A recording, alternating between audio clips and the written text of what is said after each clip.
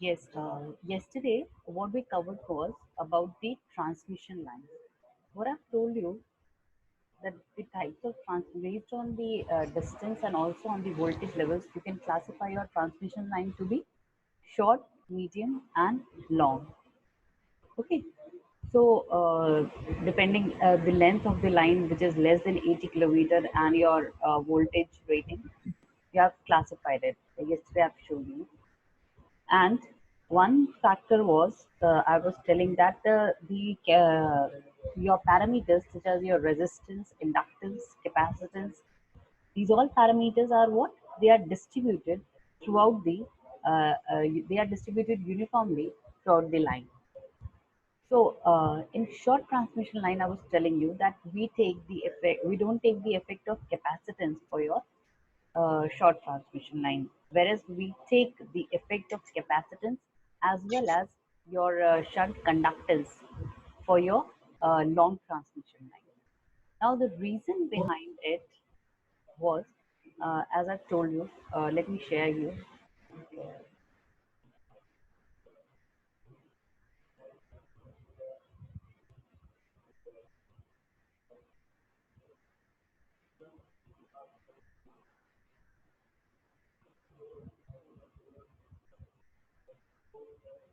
So, as you can see here, that I've told you that what is a transmission line having a length of more than 80 kilometers but less than 250 kilometers, and the parameters resistance, inductance, and capacitance are distributed uniformly along the line. So the shunt capacitance and series impedance are considered as a lumped parameter for a medium transmission line. Means for medium, for a medium transmission line, the charging current is appreciable, and due to the length of the line, the shunt conduct admittance plays a significant role in the calculation of effective parameters of the line. See, for a short transmission line, for medium transmission line, and for your long transmission line, if you we take a factor actually, if we suppose multiply the length with the frequency, okay, so if we multiply the length with the frequency, then obviously, suppose the frequency is your 50 hertz only, but depending on the length, you will get this this multiplication factor of L into F to be what? चलिए मैं आपसे एक text.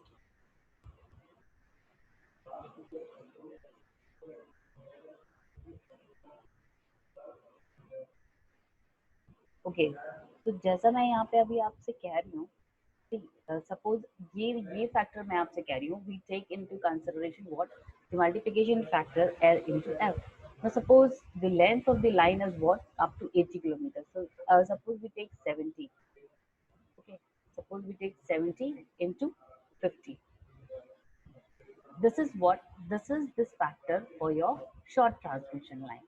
Now अगर आपका ये ratio कितना आएगा, it's coming out to be 3500. Okay, now आपको तो ये पता ही होगा कि जो आपका XC होता है, मीन्स योर रिएक्टिव कैपेसिटेंस, वो क्या होता है आपका 1/2 पाई FC. ये तो सबको पता ही है. Your XC is what? X XC is what? It is your 1/2 pi 2 pi FC. Okay, ये तो सबको ही पता होगा. अब जैसे जैसे आपका ये फैक्टर इंक्रीज होगा, मीन्स लेंथ और फ्रिक्वेंसी वाला फैक्टर अगर ये बढ़ेगा, तो आपका क्या होगा, एक्सी की वैल्यू डिक्रीज होगी.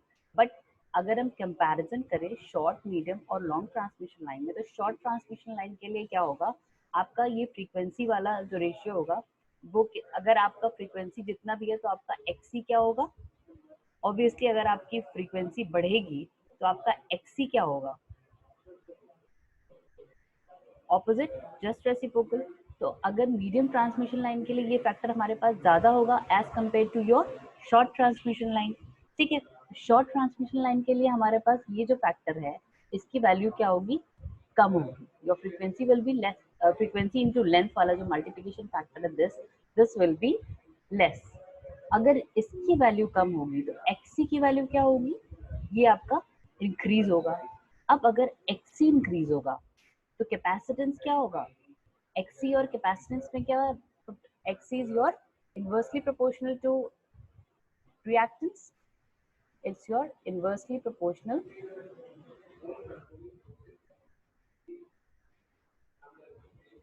to what? Your capacitance C. So as the value of XC is increasing, the value of C is decreasing. That is why for short transmission lines, we don't take the effect of capacitance, or we can say the effect of charging currents. ये clear हुआ सबको? Yes, Anish, you were asking me yesterday. Is it clear to you now? Yes ma'am. यहाँ पे जो कंसिडरेटी के एक तो मैंने आपको वोल्टेज के टर्म्स में बताया ही था, बट अगर मैथमेटिकली भी आप इसे अगर देखो तो इसका एक्सप्लेनेशन ये है यहाँ पे, ठीक है? क्योंकि यहाँ पे आपका XC is your increasing, that's why your capacitance effect is not noticeable for your short transmission lines. Okay? Now, yes. So, ma'am yes. Ma'am हाँ, yes. मैम ये कह रहे हैं कि जैसे मान लीजिए कि ये एक्सी इंक्रीज कर रही है हाँ हाँ, तो फ्रीक्वेंसी डिक्रीज करेगी। increase कर रही है, ठीक है? तो शॉर्ट ट्रांसमिशन लाइन में मतलब जो कैपेसिटेंस होता है वो तो कांस्टेंट रहता है ना। जैसे नहीं नहीं नहीं, रिएक्टेंस का फ्रीक्वेंसी के साथ जो रिलेशन है तो वो तो सिर्फ इनवर्सली प्रोपोर्शनल फ्रीक्वेंसी के साथ है ना। हाँ, कैपेसिटेंस का तो कोई रोल नहीं है। कैपेसिटेंस तो थोड़ी इंक्रीज डिक्रीज करेगी, वो तो कांस्टेंट होता है ना। देखिए XC की वैल्यू लेकिन अगर इंक्रीज होगी तब तो कैपेसिटेंस पे फर्क पड़ेगा ना। मैम एक्सी की वैल्यू इंक्रीज करती है तो सिर्फ फ्रीक्वेंसी पे इफेक्ट पड़ता है ना। फ्रीक्वेंसी की वजह से ही तो आपकी वो वैल्यू बढ़ी है। वो फ्रीक्वेंसी जो है, अगर हम कंपेयर कर रहे हैं शॉर्ट और मीडियम ट्रांसमिशन लाइन का, अगर हम कंपैरिजन करें तो मीडियम ट्रांसमिशन लाइन के कंपैरिजन में आपकी शॉर्ट ट्रांसमिशन लाइन का जो ये फैक्टर है फ्रीक्वेंसी इनटू लेंथ वाला, अगर ये लेंगे तो ये फैक्टर कम आएगा ना शॉर्ट ट्रांसमिशन लाइन के लिए एज कम्पेयर। फ्रीक्वेंसी तो आपकी कांस्टेंट ही है एक तरह से, बल्कि आपकी फ्रीक्वेंसी एक तरह से कांस्टेंट है ना, वो तो आप नॉर्मली 50 हर्ट्ज ही लेके चलते हो। तो एफ इंटू एल वाला फैक्टर मैंने आपको बताया, क्योंकि लेंथ वेरी करती है शॉर्ट मीडियम और लॉन्ग ट्रांसमिशन लाइन के केस में, ठीक है? तो ये जो फैक्टर्स हैं, जब भी आप कभी इसका कैलकुलेशन भी करोगे तो यू ऑलवेज मल्टीप्लाई। जैसे अगर कहा जाए for this kilometre of line you have to calculate, तो आपको क्या करना पड़ेगा, लेंथ को भी मल्टीप्लाई करके ही हर एक फैक्टर को कैलकुलेट करना पड़ेगा, ठीक है? यानी पहले अगर हम किसी बहुत स्मॉल एरिया के लिए निकाल रहे हैं, वो डीएल से रिप्रेजेंट कर रहे हैं, तो अगर आप पूरी लेंथ के लिए लोगे तो फिर हमेशा आपको लेंथ वाला जो फैक्टर है उसका मल्टीप्लिकेशन करना ही पड़ेगा।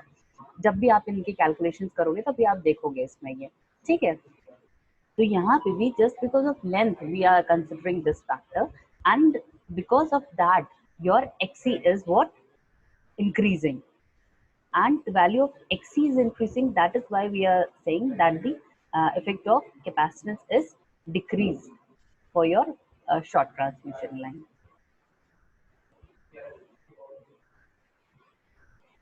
और ये कांस्टेंट नहीं होता है, कांस्टेंट तो नहीं आप कह सकते हो कि ये फैक्टर्स होते हैं, ये यूनिफॉर्मली डिस्ट्रीब्यूटेड होते हैं। मींस अगर आप एक लेंथ अगर आप कंसिडर करोगे लाइन की, तो हर जगह आपको ये पैरामीटर्स मिलेंगे, ठीक है? लेकिन ये नहीं है कहीं भी लिखा कि ये सब कांस्टेंट होते हैं, कि आप को नहीं लिखा मिलेगा कहीं पे भी, क्योंकि अगर कांस्टेंट हो जाएगा तो फिर तो आपकी चार्जिंग करंट भी कांस्टेंट हो गई, फिर तो कोई इस तरह का इफेक्ट ही नहीं है, राइट? तो now if we talk about your medium transmission line, तो कल देखिए हमने जो डिस्कशन किया था उसमें हमने आपको शॉर्ट ट्रांसमिशन लाइन के लिए ABCD पैरामीटर्स बताए थे, और ABCD पैरामीटर्स आपको क्या क्या पता चल रहा था Anish? What why were you calculating these या why were you studying these ABCD parameters? Ma'am जैसे पैरामीटर्स अगर जैसे हमें फाइंड आउट हो जाता है तो उसकी वजह से हम मतलब कि स्टार्टिंग और एंडिंग का वोल्टेज हम डिटरमाइन कर सकते हैं। मतलब वो एक फैक्टर होता है जो कि यूनिटलेस होता है। जैसे कि अगर 2 पोर्ट एक नेटवर्क तरह है, से आप ये अगर कह सकते वहाँ हो का कि जब भी हम परफॉर्मेंस की बात कर रहे हैं तो जैसे हमने कहा था कि परफॉर्मेंस का मतलब ही ये हुआ कि you have to find out all the parameters such as your sending end voltage, your sending end current, the frequency, sorry, the power factor, the efficiency, and as well as your receiving end voltage and current.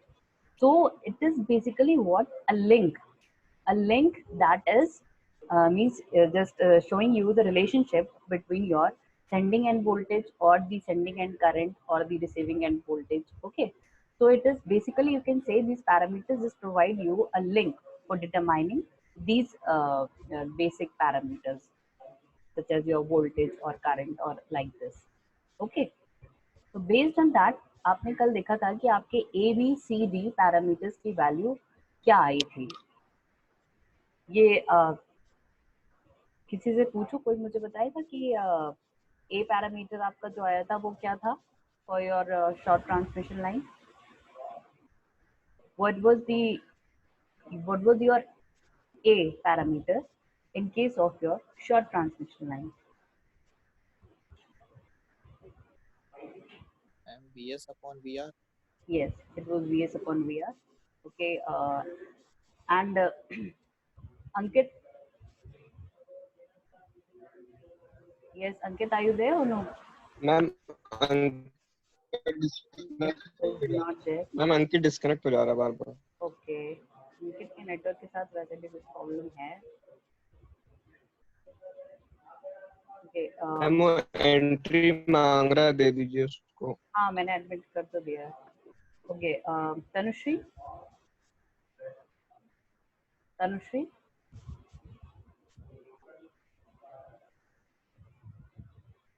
Tanushree, are you there or no?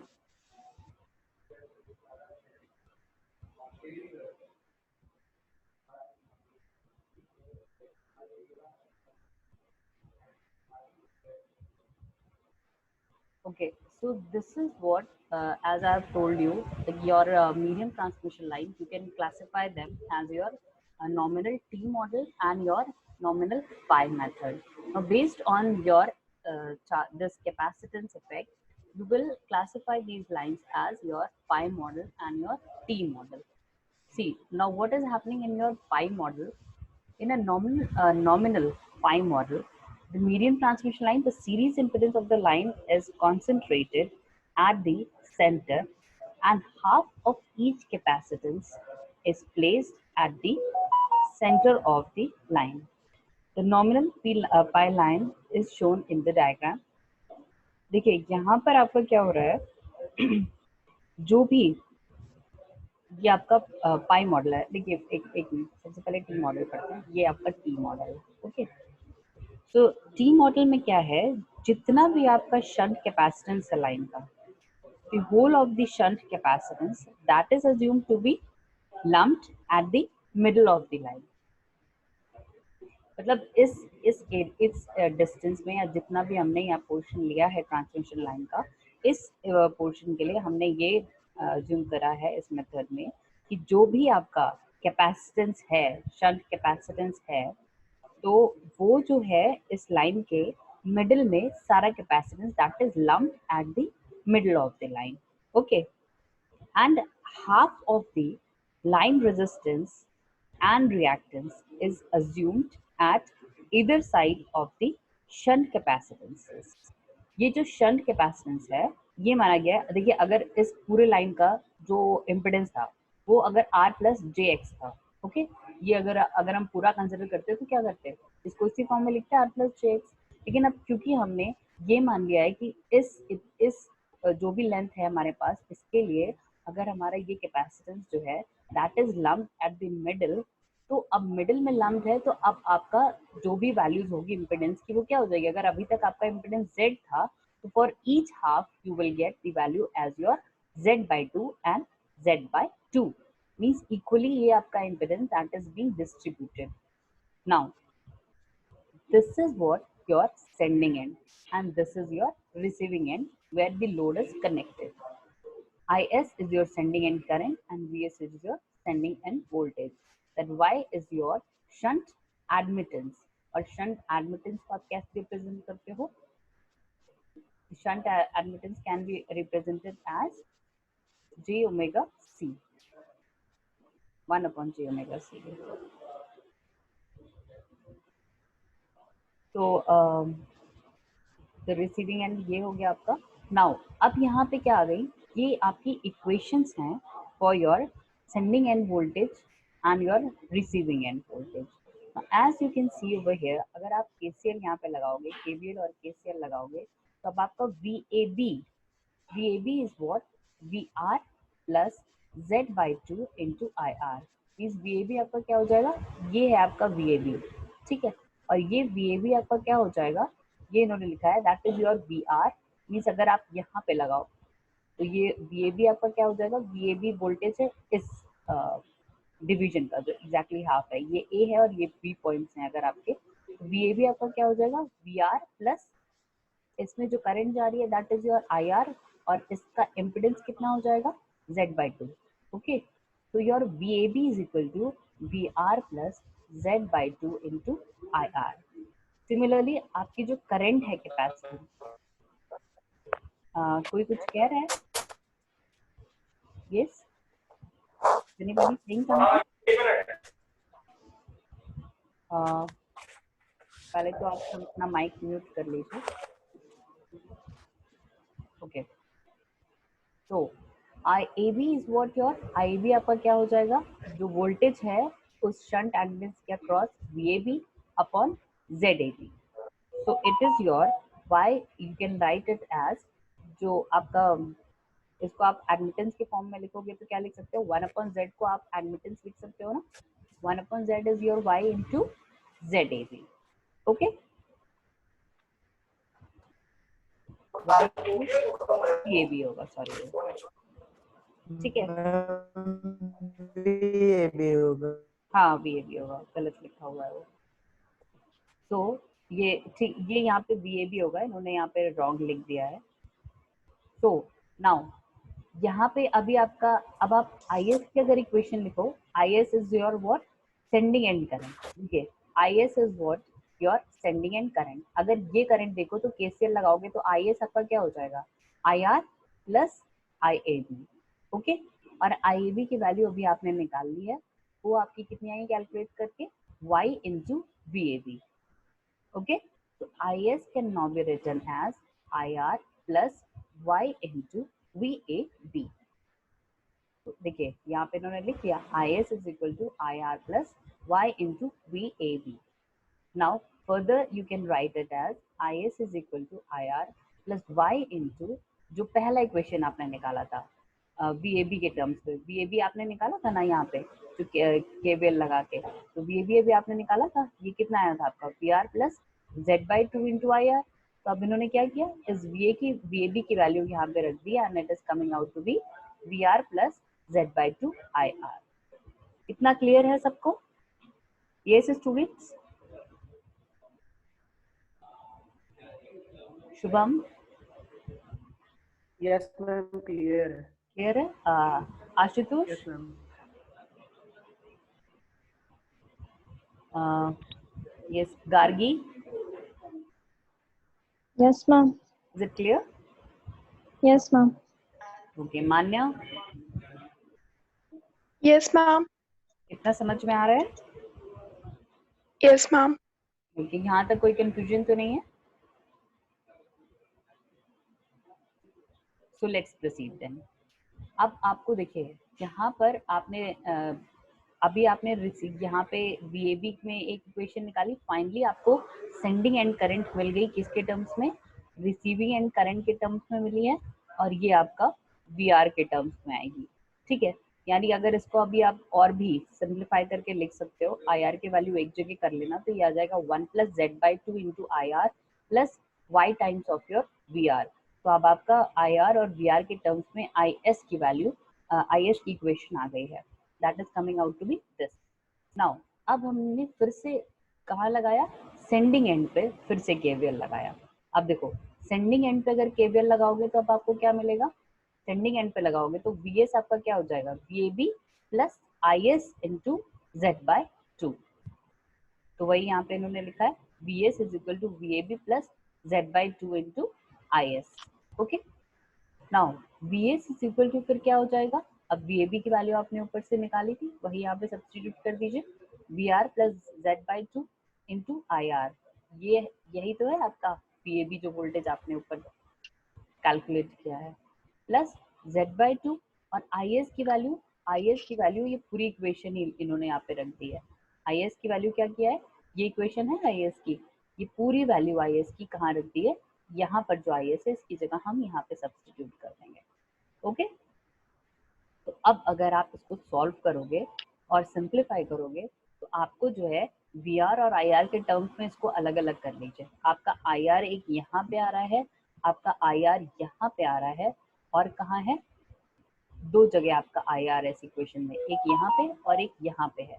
It means अगर हम VS की equation लिखेंगे तो ये आपकी आ जाएगी Z into 1 plus ZY/4, ठीक है, ये IR के टर्म्स में इक्वेशन आ जाएगी। नाउ अब अगर हम VR की बात करें तो VR यहाँ पे आ रहा है और VR आपका कहाँ आ रहा है, यहाँ पे आ रहा है। इट मीन्स अगर हम ये लिखेंगे तो एक Z/2 वाला टर्म आ रहा है, ZY/2 वाला टर्म आ रहा है, और एक VR यहाँ पे आ रहा है। इट मीन्स हम VR के टर्म्स में अगर लिखेंगे तो हमारे पास ये वैल्यू आएगी 1 प्लस ZY/2, ठीक है।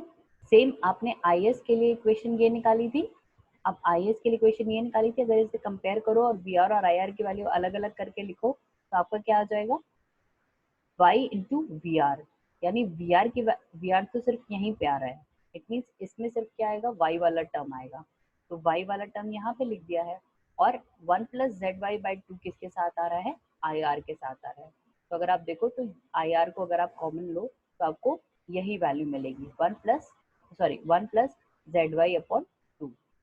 यानी अगर ABCD पैरामीटर्स अगर आपको नॉमिनल T मेथड में लिखने हैं तो उनकी वैल्यूज आपकी क्या आ जाएगी, A parameter will be 1 plus ZY/2, your B, the value of B will be Z into 1 plus ZY/4, C will be Y, and D will be 1 plus ZY/2। ये आपके ABCD कॉन्स्टेंट्स आ गए for your T model और your transmission line. इतना clear है सबको, ये clear है सबको?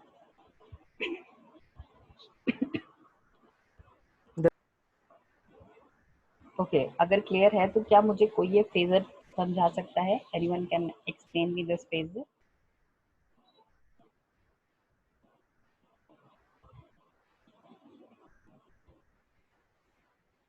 कौन समझाएगा मुझे ये फेजर?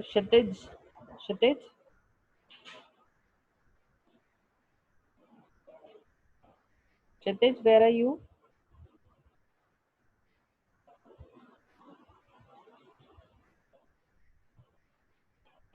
कौन समझाएगा? Anish, can you explain this?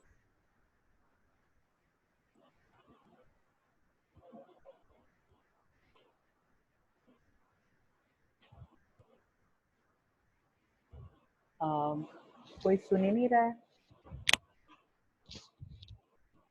चलिए अभी मैं वीडियो पे बुलाती हूँ, ठीक है। Gargi, just come in front.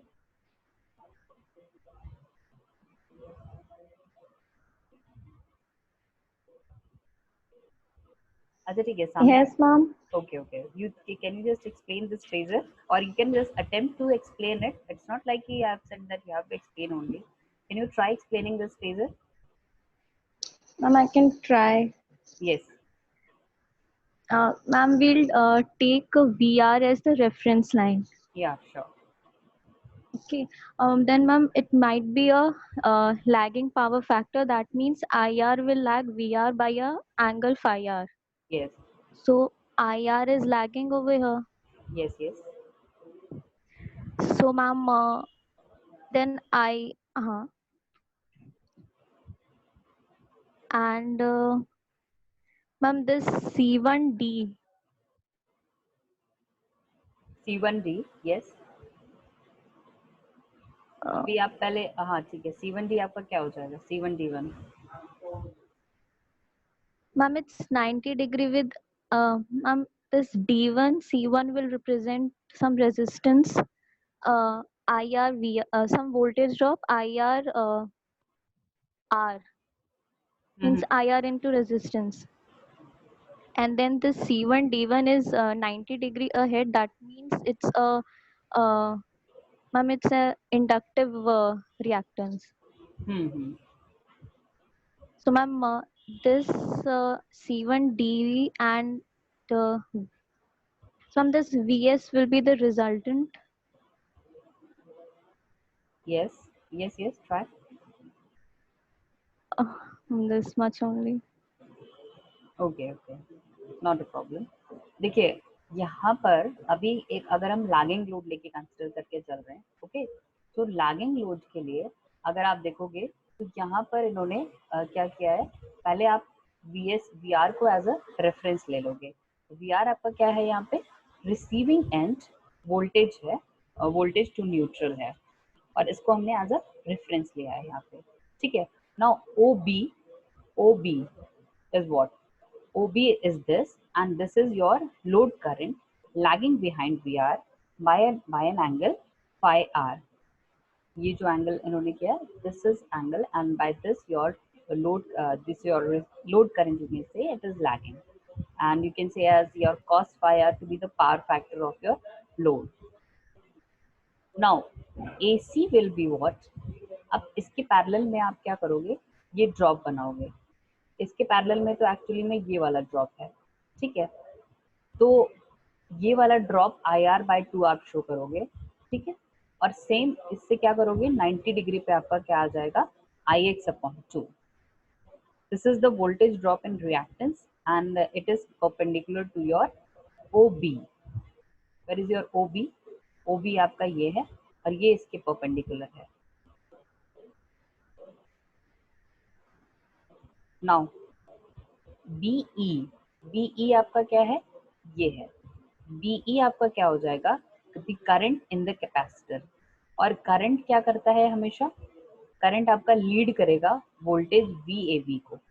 जो आपका वोल्टेज VAB है उसको आपका क्या करेगा, ये करंट IAB लीड करेगा, ओके।